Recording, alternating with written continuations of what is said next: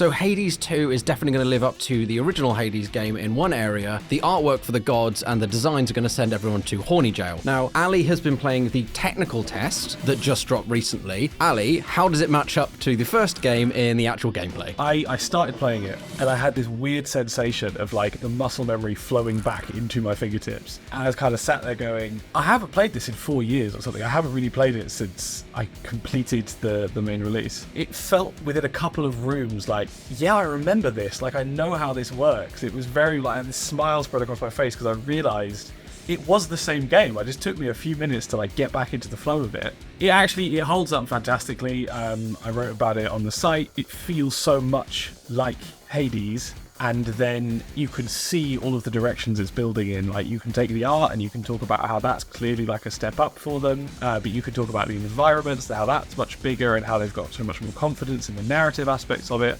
There's resource gathering in this, and there's like, apparently I've heard rumor of a farming minigame, and you can see that the stories go further, and like the things that you could do with the characters that you come across are much more like ambitious and in depth, and there's so much more to it. And yeah, at the core of it, it's this perfect, just entirely reimagination of what Hades is, but with all these added means of like complexity and character mastery, and obviously like there's complexities to yet to iron out, and it's very roguelite, like that sense of permanent progression rather than just literally starting it from scratch. Those ideas feel a lot more baked into this one than even the last one. Yeah, it's all there. It's so there in so many different ways, like so confidently building on what was there before. Yay! So it's exactly what we wanted, which is the same game but more. I wouldn't even say the same game, because I think, so the new character is Malinoe. Obviously, like, a lot of the narrative is quite vague, deliberately, but it seems like there's a substantial time gap. I won't go into spoiler territory necessarily, but there's a reason you're playing as Malinoe and not as Zagreus, and there's a reason that the characters around you are very different. And there are some returning characters, but there are a lot of new ones, and it's same but different. Yeah, same but different is a good way of describing it. And I think like one way that it's really nice that it's different is like in Malinoe, as a gameplay element, she feels very similar to Zagreus, but as a character, she's presented very differently. Like in those first like really famous Hades trailers, he comes out of his pool of blood or whatever it is in the Hall of Hades, and he's slicking his hair back and he's got that swagger and all of this.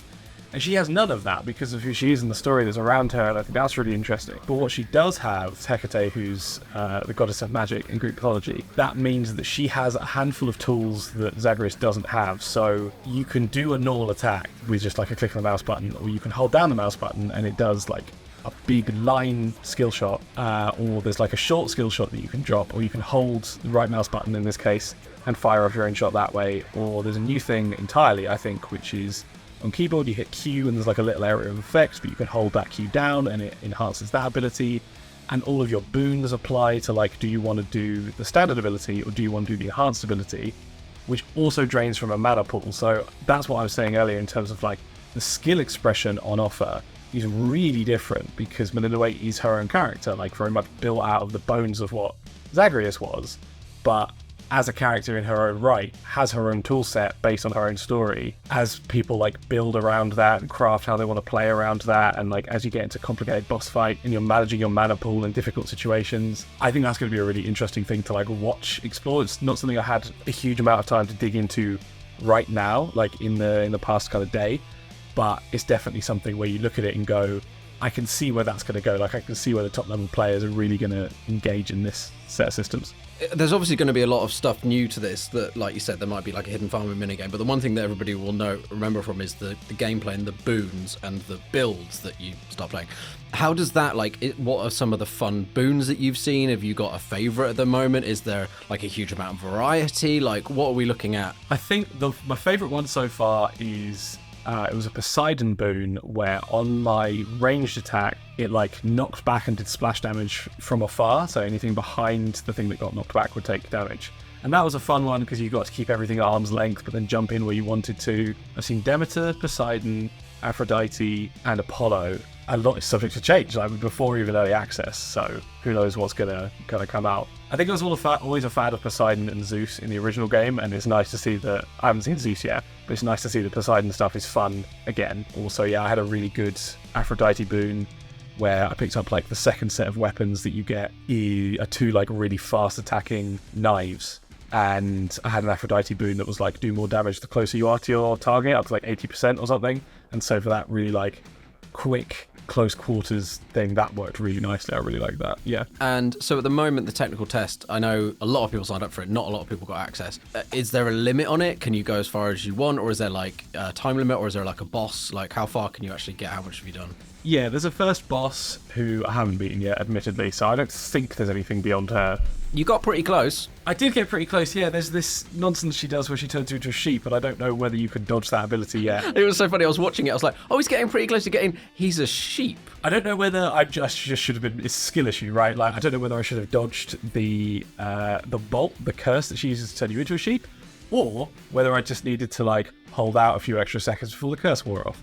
But I was feeling pretty good about those fights, and then you get to that third stage and she messes around with you. But again, that's the joy of Hades. It's not too hard I don't think it's too hard to get to Hecate necessarily. She's very much positioned as like, I'm the tutorial boss kind of thing. Like, you're eventually just going to get past me, no problem. But the idea is that she's a teacher, like she's testing you.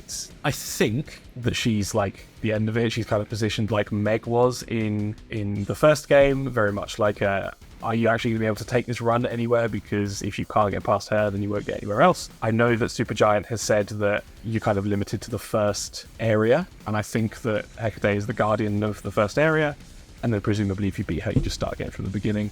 I don't know if early access takes you any further than that. I don't know, because I remember Hades early access let you into the second area. I'm so happy that they've basically given you same but different, but bigger and better, and it's more like Hades ×2 rather than Hades 2. It's just like, and the music slaps, which is great. I wonder if it's the same composer. Oh, the music. Oh yeah, of course the music slaps.